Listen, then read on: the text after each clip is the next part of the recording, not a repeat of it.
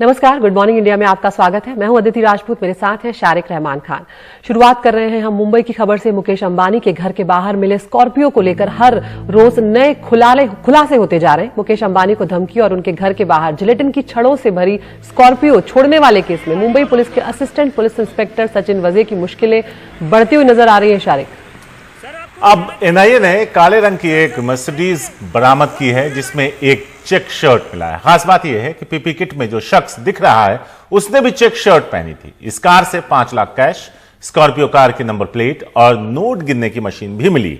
शक है कि 17 मार्च को मनसुख विक्रोली में स्कॉर्पियो सड़क पर छोड़कर क्रॉफोर्ड मार्केट आए थे और सचिन वजे ने इसी कार में बैठकर बातचीत की थी और स्कॉर्पियो की चाबी सचिन वजे को सौंपी गई थी। कार से एक बोतल मिट्टी का तेल भी मिला है और आशंका जताई जा रही है कि इसका इस्तेमाल पीपी किट को जलाने में किया होगा। तो एक के बाद एक कई ऐसी बातें सामने आ रही हैं जो चौंकाने वाली हैं। आपको सुनवाते हैं एनआईए के आईजी अनिल शुक्ला का बयान। एनआईए ने आज एक ब्लैक कलर की मर्सिडीज बेंज को सीज किया है, जिस सीजर में जो स्कॉर्पियो पे नंबर प्लेट थी उसको रिकवर किया है।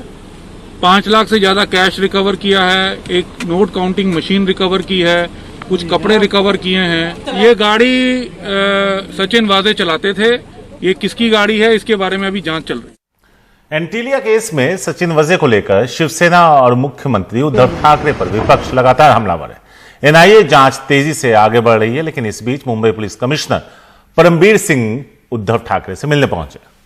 बाद में इस बैठक में महाराष्ट्र के गृह मंत्री अनिल देशमुख भी पहुंचे। इससे पहले उद्धव ठाकरे अपने मंत्रियों और एनसीपी सुप्रीमो शरद पवार से मुलाकात कर चुके हैं। तो वजह को लेकर उद्धव सरकार पर कई हमले किए जा रहे हैं और इससे ही जुड़ा एक सवाल जब शरद पवार से पूछा गया तो उन्होंने कहा कि पुलिसकर्मी के मामले से सरकार पर असर नहीं पड़ेगा। सुनील सिंह हैं हमारे साथ। इस बारे में ज्यादा बात करने के लिए सीधे सुनील के पास चलते हैं। सुनील, ये मामला बहुत उलझा हुआ है, किसी को भी समझने के लिए खासी मशक्कत करनी पड़ेगी, उसके बाद भी वो समझ पाए थोड़ा मुश्किल है। मेरा एक सिंपल सा सवाल था, सचिन वजे हासिल क्या करना चाहते थे, प्लान क्या था, क्या ये साफ हो पाया? शारिक, आपका जो ये सिंपल सा सवाल है यही बहुत बड़ा यक्ष प्रश्न है जिसकी की जांच एनआईए कर रही है और अभी तक एनआईए भी इस सवाल का जवाब नहीं खोज पाई है। तो लोग भी हैरान हैं और परेशान भी हैं कि आखिर एक मुंबई पुलिस का एपीआई क्यों इस तरह की हरकत किया और इतने भद्दे तरीके से, यानी कि इस तरह की उसने हर काम के लिए अपनी ही सरकारी कार का इस्तेमाल किया, जहां रहता है उस कंपाउंड का इस्तेमाल किया और उसमें इस पूरे मामले में एक जो शख्स शामिल था स्कॉर्पियो का मालिक, उसकी इस तरह से मौत भी हो गई। तो इसी संबंध में जांच चल रही है, लेकिन जो खुलासे हो रहे हैं लगातार, जो सबूत मिल रहे हैं एनआईए की जांच में, वो उसमें सचिन वजे लगातार घिरते जा रहे हैं और अब कहीं कोई सवाल नहीं रह गया। अब तक की जांच में जो जो सबूत मिले हैं, सामान मिले हैं, गाड़ियां मिली हैं, सीसीटीवी मिले हैं, उससे साफ हो गया है कि ये सब का पूरा कारनामा सचिन वजे का ही किया गया था, आतंकी साजिश दिखाने का। लेकिन सवाल है क्यों और किसके कहने पे, इसका जवाब अभी तक नहीं मिल पाया है। वहीं दूसरी तरफ इस पूरे मामले को लेकर मुंबई पुलिस आयुक्त भी घिरे हुए हैं और साथ ही ठाकरे सरकार भी घिरी हुई है। लेकिन हैरानी की बात है कि अभी तक कोई कार्रवाई होती नहीं दिख रही है। मीटिंग पर मीटिंग हो रही है, लेकिन अगर हम कल के उप मुख्यमंत्री अजित पवार की बाइट देखें और उनके बयान सुने तो उनका साफ साफ कहना है कि जब तक सबूत नहीं मिलता है तब तक किसी के खिलाफ कार्रवाई नहीं की जाएगी। यानी कि अभी तक ऐसा कुछ मन सरकार ने बनाया नहीं है। खुद शरद पवार ने भी दिल्ली में कहा है कि ये खाली एपीआई का मसला है, यानी कहीं न कहीं सीधे सीधे मुंबई पुलिस के जो मुखिया हैं उनको अभी तक इस पूरे मामले में जिम्मेदार नहीं माना गया है। जी, बहुत शुक्रिया सुनील इस तमाम जानकारी के लिए। तो सचिन वजे के केस में एक के बाद एक जिस तरह के खुलासे हो रहे हैं वो चौंकाने वाले हैं कि एक पुलिस अधिकारी जो है वो किस तरह से अपने पद का दुरुपयोग कर रहा था और किस तरह एक के बाद एक उसने अपनी तमाम जो सिस्टम जो तंत्र है उसका इस्तेमाल करके क्या करने की कोशिश थी, ये अभी लेकिन साफ नहीं हो पाया है। देश में फिर से बढ़ते कोरोना मामलों को देखते हुए ये पूछा जाने लगा है कि क्या देश के कई राज्यों में कोरोना की नई लहर आ रही है। मंगलवार को भी देश भर में 24,000 से ज्यादा केस सामने आए। इस बीच पीएम मोदी आज 12:30 बजे मुख्यमंत्रियों के साथ वर्चुअल बैठक करने वाले हैं। जिन राज्यों में कोरोना को लेकर हालात चिंताजनक हैं उनमें महाराष्ट्र सबसे ऊपर है। मंगलवार को भी महाराष्ट्र से कोरोना के करीब 18,000 नए केस सामने आए हैं, जबकि 87 लोगों की जान गई है। देश भर में जिन 19 जिलों से कोरोना के सबसे ज्यादा मामले आए उनमें से 15 महाराष्ट्र से हैं। हालांकि इसके बावजूद महाराष्ट्र के कई बाजारों में भारी भीड़ देखी गई। कोरोना के बढ़ते मामलों के मद्देनजर बीएमसी ने कहा है कि सभी टीचर घर से ऑनलाइन क्लासेस लें। पिछले 10 महीने से स्कूल बंद है, लेकिन अब परीक्षा और दूसरे जरूरी कामों के लिए टीचर्स को स्कूल में बुलाया जाने लगा। बढ़ते संकट के बीच गुजरात और मध्य प्रदेश के 6 शहरों में भी नाइट कर्फ्यू लगा दिया गया है। इधर केंद्रीय स्वास्थ्य सचिव ने बढ़ते मामलों को लेकर महाराष्ट्र के चीफ सेक्रेटरी को फटकार लगाई है। उनसे कहा गया कि मजबूत कॉन्टैक्ट ट्रेसिंग और मजबूत सर्विलांस पर ध्यान नहीं दिया गया और अब देने की जरूरत है। और ये भी कहा गया कि वीकेंड लॉकडाउन और नाइट कर्फ्यू ज्यादा कारगर नहीं। और साथ ही ये भी कहा उन्होंने कि महाराष्ट्र में कोरोना की दूसरी लहर आ चुकी है।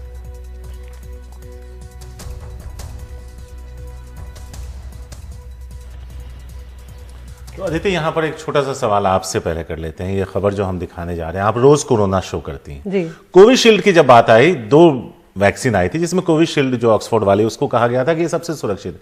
अब उसको लेकर जो उठ रहे हैं सवाल, उस पर है आगे की खबर। बिल्कुल। और ये जो यूरोप की एजेंसी है शारिक, उनकी तरफ से भी कहा गया जो ब्लड क्लॉटिंग के मामले यूरोपियन कंट्रीज में आ रहे हैं, उसमें बहुत ज्यादा अभी डरने घबराने की जरूरत नहीं और वैक्सीनेशन जो है वो जारी रखा जा सकता है। तो जिस तरह से अलग अलग देशों से खबर आ रही है ऑक्सफोर्ड एस्ट्राजेनेका की जो वैक्सीन है कोविशील्ड, उस पर रोक की, उसी में भारत में भी अब उसको गंभीरता से लिया गया है। लेकिन ये फिलहाल तय है कि कोविशील्ड पर फिलहाल कोई रोक नहीं लगने जा रही है भारत में।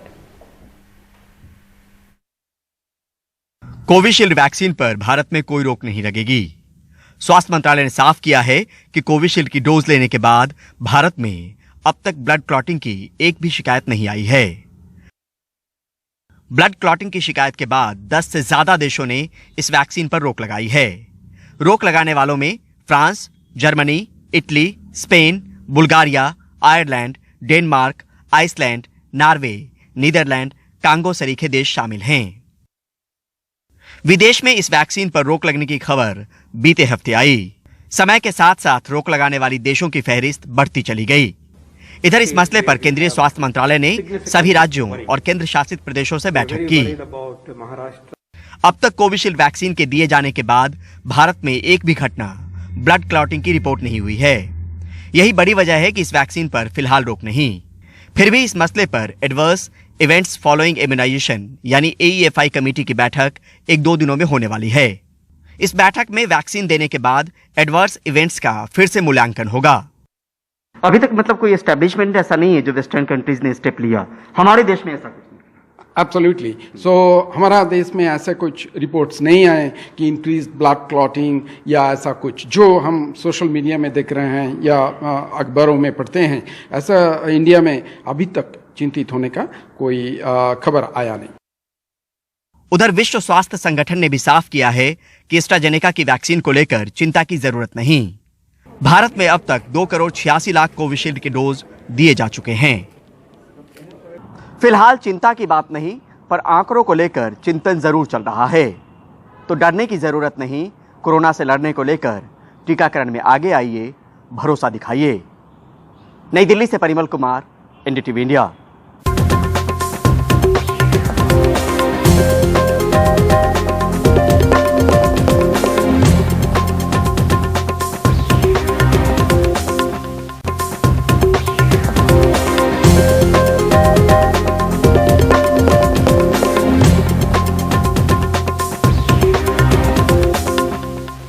तो तेजस्वी यादव फिर से नीतीश कुमार सरकार पर हमलावर है। तथ्यों की लगाई नहीं है,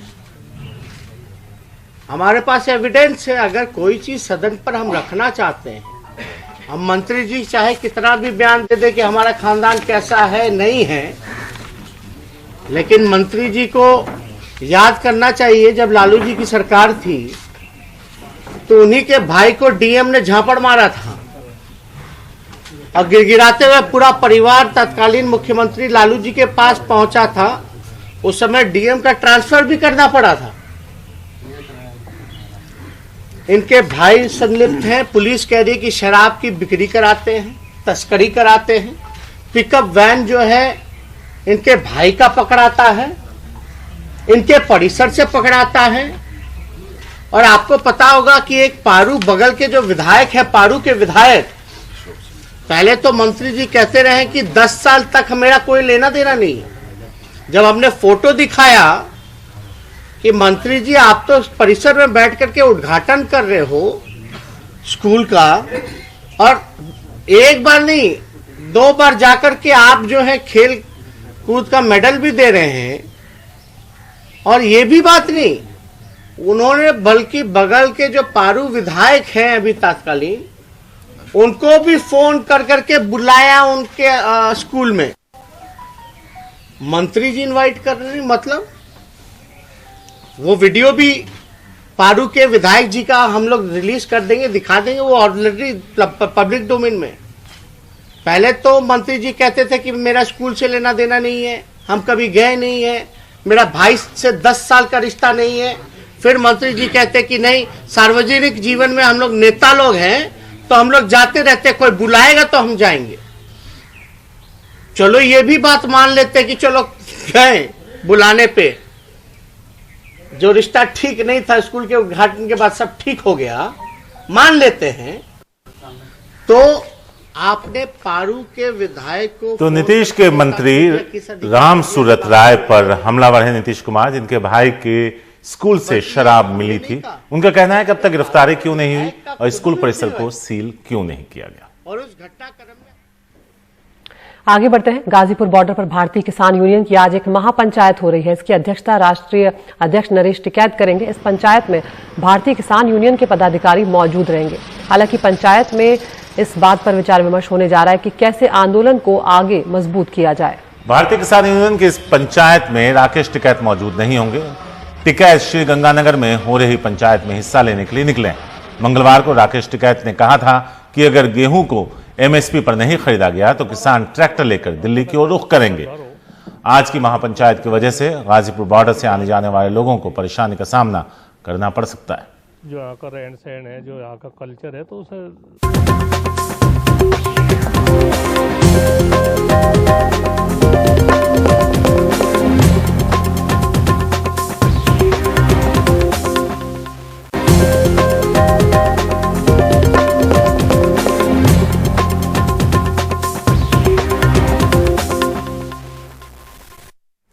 तो अभी की एक बड़ी खबर है कि बीजेपी के एक सांसद की मौत की खबर आ रही है। मंडी से सांसद हैं राम स्वरूप शर्मा, जिनका शव मिला है।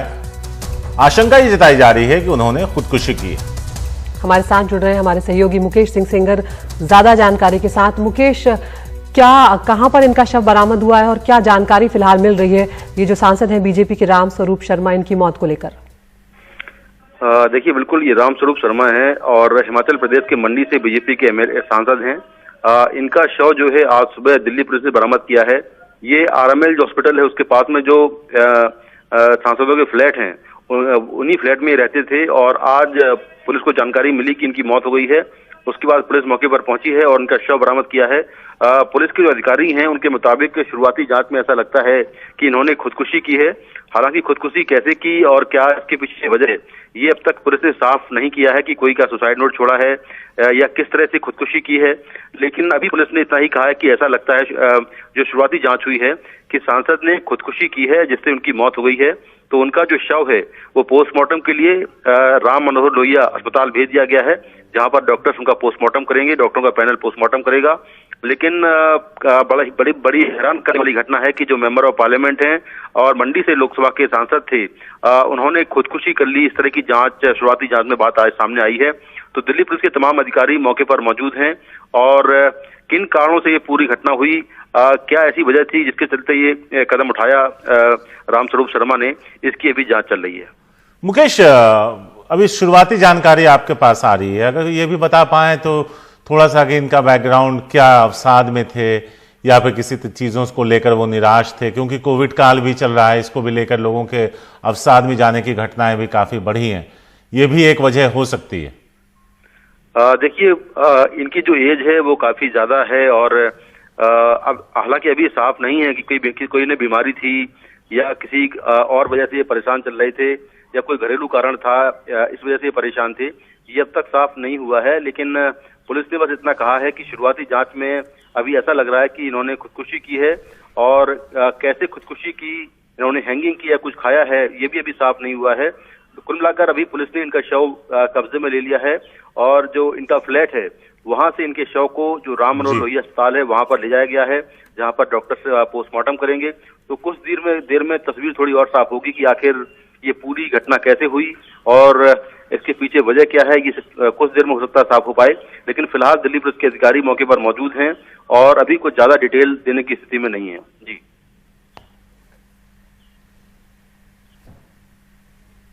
शुक्रिया मुकेश इस पूरी जानकारी के लिए, और जैसे ही इस मामले में ज्यादा जानकारी आती है वो हम आप तक लेकर आएंगे। गुड मॉर्निंग इंडिया में अब वक्त हो गया है टॉप न्यूज का। एनडीटीवी इंडिया आप यूट्यूब पर भी देख सकते हैं। रोज हम आपको एक पोल दिखाते हैं जिसमें 5 खबरें दिखाते हैं और आप चुन सकते हैं अपनी पसंद की खबर। तो आज टॉप न्यूज में पहली खबर है एंटीलिया केस से जुड़ी हुई, और अब काली मर्सिडीज की मिस्ट्री जो है वो सामने आई है जो हैरान करने वाली है। नंबर 2 पर गाजीपुर बॉर्डर पर महापंचायत, राहगीरों को हो सकती है मुश्किल। तीसरी खबर है कोरोना से जुड़ी हुई जो लौटा है अब एक बार फिर से और दूसरी लहर देखने को मिल रही है। पाबंदियों का दौर शुरू हो गया है। आज प्रधानमंत्री और मुख्यमंत्रियों की अहम बैठक होने जा रही है। अगली खबर कोलकाता से बीजेपी दफ्तर के बाहर हंगामा, पथराव। और पांचवी खबर है दुनिया की सबसे जहरीली राजधानी, एक बार फिर से उसमें दिल्ली का नाम आया है। IQ एयर की तरफ से यह दावा किया गया है। तो आज गुड मॉर्निंग इंडिया में इतना ही। पोल में लीजिए हिस्सा, बताइए कौन सी खबर आप विस्तार से देखना चाहते हैं। फिलहाल नमस्कार।